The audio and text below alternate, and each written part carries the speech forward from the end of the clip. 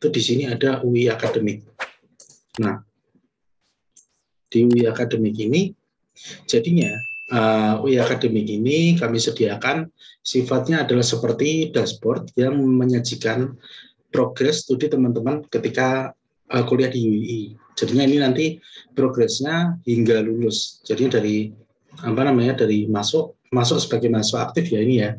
Masuk sebagai mahasiswa aktif hingga teman-teman lulus itu progresnya akan kami sajikan di UI Akademik ini. Nah, selain ke teman-teman, UI Akademik ini nanti juga akan kami sudah kami sediakan aksesnya untuk orang tua dari teman-teman sekalian. Jadinya misalkan orang tua dari teman-teman itu pengen mengakses progres teman-teman berkuliah di UI, itu nanti bisa mengajukan, nanti akan mendapatkan akses ke UI Akademik untuk melihat progres teman-teman. Seperti itu. Oke. Jadinya nanti aplikasi ini akan jadi salah satu fasilitas yang mungkin cukup sering diakses ketika teman-teman berkuliah di UI. Oke, mungkin saya mau masuk ke demo dulu.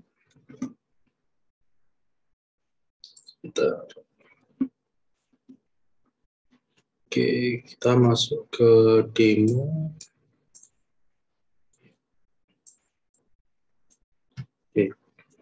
Nah, di sini ini tampilannya saya tidak menggunakan tampilan dari si mahasiswa, tapi saya menggunakan tampilan dari admin, tapi nanti yang tampil itu sama seperti dengan apa yang ditampilkan. Mungkin saya akan coba salah satu mahasiswa.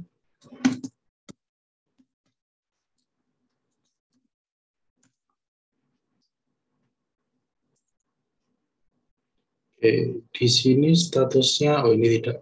Ini untuk diri, maksudnya coba kita cari yang aktif. Nah, oke. Nah, di sini ini mahasiswa aktif ya. Jadinya nanti di fasilitas UI Akademik itu teman-teman akan mendapatkan dua halaman utama, yaitu pertama itu halaman status. Status itu di sini akan menyajikan tentang nomor induknya teman-teman. Lalu di sini ada sampai jurusan, sampai program studi. Lalu selain itu nanti akan ada konsentrasi studi. Ini jadinya konsentrasi studi itu sifatnya seperti misalkan teman-teman ada yang kuliah di informatika, tapi di sana konsentrasi itu konsentrasi itu kan ada macam-macam ya, ada yang konsentrasinya ada yang aplikasi, ada yang konsentrasi database atau desain grafis atau UX, nah kayak gitu. Jadinya nanti biasanya setiap prodi itu mempunyai konsentrasi sendiri-sendiri dan beragam. Ada yang satu prodi itu cuma satu konsentrasi, ada yang banyak, seperti itu. Lalu di sini ada statusnya habis teori, KKM, TA skripsi, ada informasi dosen bimbingan akademik, lalu SKSI dan IP, lalu berikutnya adalah status keaktifan mahasiswa, seperti itu. Jadinya nanti di sini kan ini mahasiswanya masih cukup baru ya, jadinya kan di sini belum boleh mengajukan habis teori, belum boleh KKN dan lain-lain. Oke, lalu berikutnya di sini ada data induk. Oke. Data ini data pribadi teman-teman, ini saya skip aja karena datanya cukup private. Nah, lalu di sini, nanti ketika teman-teman misalkan nanti sudah semester akhir, nanti prodi akan memberikan konsentrasi ke teman-teman. Nah, itu biasanya nanti pemberian konsentrasi itu bisa ada yang dari mahasiswa mengajukan, ada yang dari prodi yang menentukan. Nah, itu nanti kebijakan masing-masing prodi, nanti tinggal diikuti saja. Nanti akan muncul informasinya, persyaratannya apa, lalu kelompok-kelompok mata kuliah yang harus dipenuhi untuk lulus itu apa, nanti ada di sini. Lalu berikutnya, nah ini yang nanti di setiap awal semester atau mungkin juga semester sudah berjalan teman-teman akan lihat, itu di sini ada jadwal kuliah. Jadinya ada jadwal kuliah, nanti bisa dilihat misalkan di hari Senin jadwalnya apa saja, kelasnya itu daring atau luring, di sini ada informasinya. Lalu kalau tampilan ini misalkan kurang nyaman, bisa lihat dengan model tabel seperti ini juga bisa. Nah, nanti misalkan teman-teman pengen mencetak ini, misalkan mau ditempel di kamar atau di mana, itu juga bisa diekspor untuk dibuat menjadi file PDF atau Excel, seperti itu. Oke, itu untuk jadwal kuliah. Nah, berikutnya di sini ada presensi. Nah, jadinya di presensi ini nanti akan kelihatan progres dari presensi teman-teman sekalian. Misalkan di sini ini mahasiswa yang kita gunakan sebagai contoh ini cukup tertib ya. Jadinya dari dia ngambil 5 mata kuliah di semester ini dan semua pertemuan yang diselenggarakan dosen hampir semuanya dia ikuti. Yang tidak diikuti cuma 3 pertemuan ini saja. Ini kelihatannya iya benar. Cuma 3 pertemuan ini saja. Jadinya nanti teman-teman bisa melihat dari misalkan setelah teman-teman kuliah, lalu setelah kuliah itu teman-teman bisa ngecek presensinya itu tadi benar-benar kecatat atau enggak. Atau misalkan kan presensi nanti akan ada 2 cara ya. Ada yang dosen itu presensi dengan manual atau dosen membuka presensi QR code. Jadi teman-teman bisa presensi sendiri. Nah, khusus untuk nanti yang dosen itu membuka presensi dengan manual, nah itu teman-teman saya sarankan cek setelah kelas selesai, saya sarankan cek halaman ini karena di sini nanti teman-teman bisa tahu yang tadi beneran kecatat atau tidak. Karena kalau misalkan dosennya lupa nyimpan atau seperti itu kan nanti yang rugi teman-teman juga gitu kan. Beda dengan kalau misalkan dosen membuka presensi QR code, itu nanti teman-teman nggak usah khawatir misalkan dosen salah input, teman-teman akan punya bukti bahwa teman-teman itu sudah pernah melakukan presensi. Itu cerita. Nah, ini detailnya. Jadinya detailnya ini daftar pertemuan yang telah terselenggara dan infonya teman-teman hadir atau tidak, lalu materinya itu apa. Seperti itu. Oke, itu untuk presensi. Nah, lalu berikutnya di sini ada KHS. KHS lebih mudahnya istilahnya kita sebut sebagai nilai gitu ya.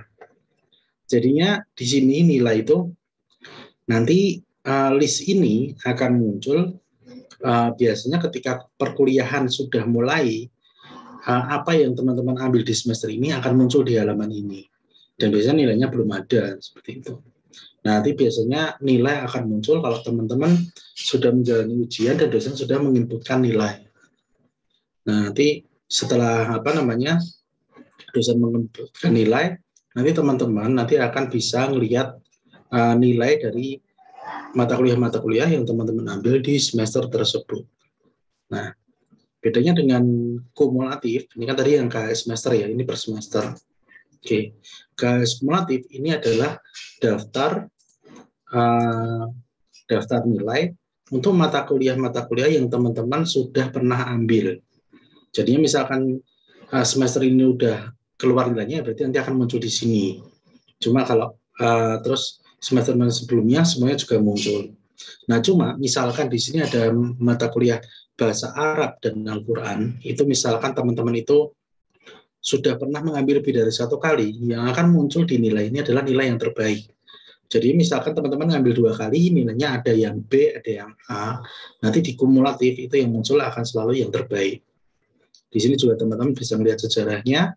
Nah, kalau ini kita lihat dari sejarah ini berarti mahasiswa ini itu mengambil mata kuliah ini itu cuma sekali saja dan dia langsung dapat A, seperti itu. Oke, ini untuk KHS semester sama KHS kumulatif, itu bagian nilai.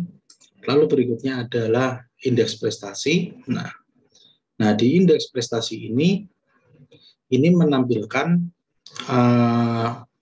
progres dari indeks prestasi teman-teman kalian di masing-masing semester. Jadi nanti di sini di setiap semester ini kan ada informasinya. Jadinya ada jatah SKS-nya berapa, teman-teman itu ngambil berapa, IP semesternya berapa, kumulatifnya berapa. Jadinya nanti setiap semester nanti IP kumulatif akan terupdate sesuai dengan IP semester yang didapat. Seperti itu. Oke, lalu berikutnya di sini teman-teman juga bisa melihat grafik progres dari teman-teman. Di grafik ini itu menyajikan tentang informasi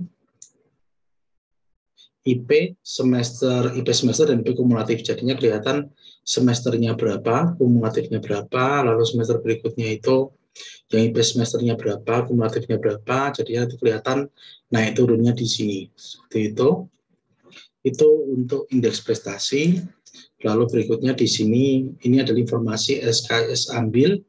Nah, ini adalah informasi di semester ini teman-teman itu dapat jatah SKS berapa dan ngambil berapa, lalu IP-nya dapat berapa.